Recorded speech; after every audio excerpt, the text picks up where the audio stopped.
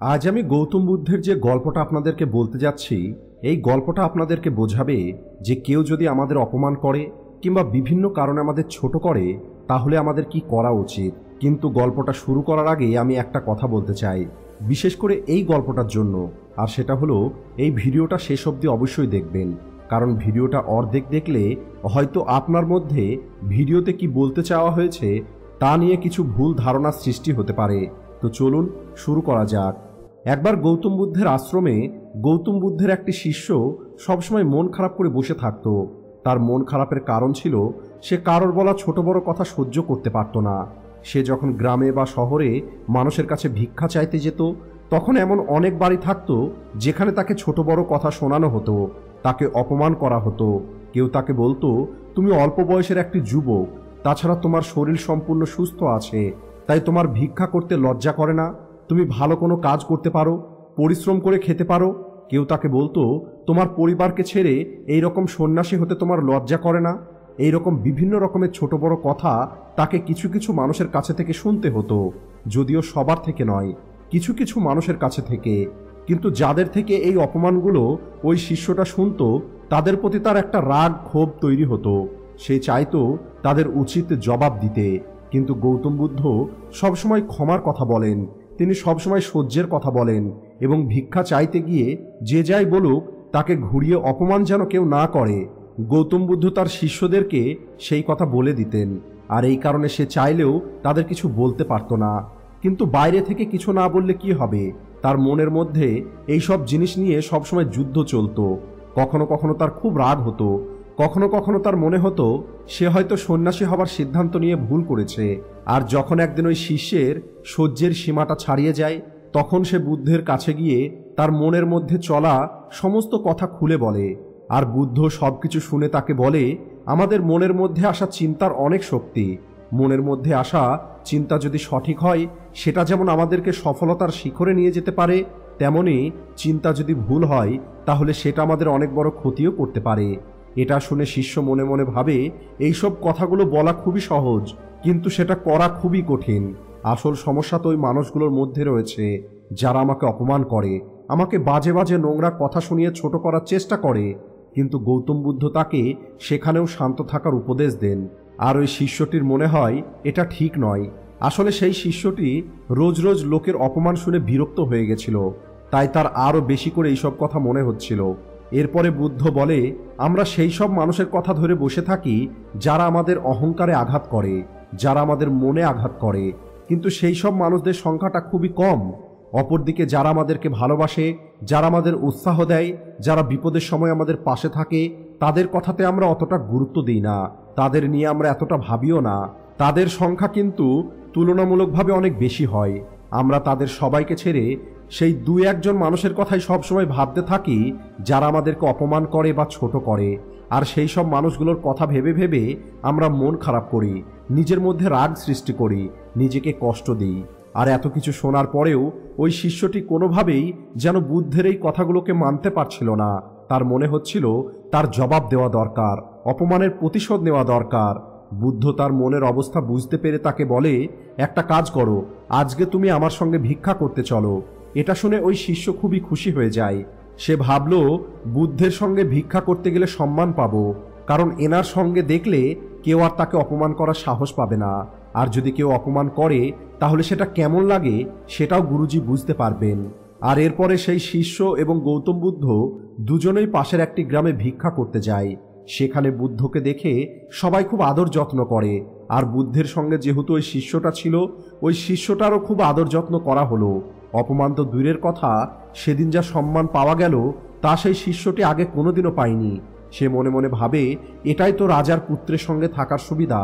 সবাই জানে যে ইনি গৌতম বুদ্ধ, ইনি একজন রাজপুত্র, এনাকে অপমান করবে এমন সাহস কার আছে?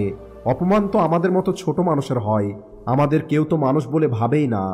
বুদ্ধ ওই শিষ্যের মুখের হাসি আর আনন্দ দেখে মুচকি হাসলেন। আর এই গ্রামে ভিক্ষা নেওয়ার পরে সেখান থেকে একটু দূরে আর একটি গ্রামে তারা ভিক্ষা করতে গেলেন। বুদ্ধের সাথে ওই শিষ্যটি খুব আনন্দের সঙ্গেই সেখানে যায়। আর সে ভাবে এখানেও তাদেরকে হয়তো খুব সম্মান করা হবে, আগের গ্রামের মতোই তাদের আদর যত্ন করা হবে। কিন্তু এই গ্রামে ঠিক উল্টোটা হলো। এই গ্রামের কিছু মানুষ বুদ্ধকে দেখতে পারত না, তারা তাকে অপছন্দ করত, আর তাই এই গ্রামের কিছু মানুষ তাদেরকে বাজে বাজে কথা শোনালো। আর কেউ কেউ তো বুদ্ধকে এত অপমান করলো যা সেই শিষ্যকেও কোনোদিন কেউ করেনি। কিন্তু শিষ্যটি দেখল সেই গ্রামের লোকেরা যখন বুদ্ধকে অপমান করছে, বুদ্ধ তখনও একই রকম শান্ত রয়েছেন। তিনি সেই মানুষদেরকে আশীর্বাদ করছেন, তাদের কল্যাণ চাইছেন, আর হাসি মুখে সেখান থেকে বেরিয়ে যাচ্ছেন। এইসব দেখে শিষ্যটি খুবই অবাক হয়ে গেল। আর ভিক্ষা শেষ করে গৌতম বুদ্ধ তার শিষ্যকে নিয়ে আশ্রমে ফিরে এলেন। আর ফিরে আসার পরে শিষ্যটি লক্ষ্য করল বুদ্ধের মধ্যে কোনো পরিবর্তন নেই। তিনি অন্যদিন যেমন থাকেন আজও ঠিক তেমনই আছেন। সে মনে মনে ভাবল, বুদ্ধের কি এত অপমানের পরেও একটু খারাপ লাগলো না? তিনি এত শান্ত রয়েছেন কি করে? আর শিষ্যটি ধৈর্য ধরতে না পেরে বুদ্ধকে বলেই দিল, আমার মনে হয় আমাদের এই গ্রামকে বহিষ্কার করা উচিত। আমাদের কারও ওই গ্রামে ভিক্ষা করতে যাওয়া উচিত নয়। ওই গ্রামের সেই সমস্ত মানুষদেরকে বহিষ্কার করা উচিত যারা আপনাকে আমাকে অপমান করেছে। আমার তো এখন অনেক বেশি রাগ হচ্ছে, মনে হচ্ছে এখনই গিয়ে ওদের অপমানের জবাব দিয়ে আসি। আপনি কি করে এত শান্ত রয়েছেন?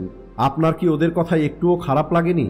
বুদ্ধ হেসে বললেন, আচ্ছা মনে করো তুমি একটি কোদাল নিয়ে মাটি খুঁড়তে এলে, তো পৃথিবী কি তার প্রতিবাদ করবে? শিষ্যটি বলল, না।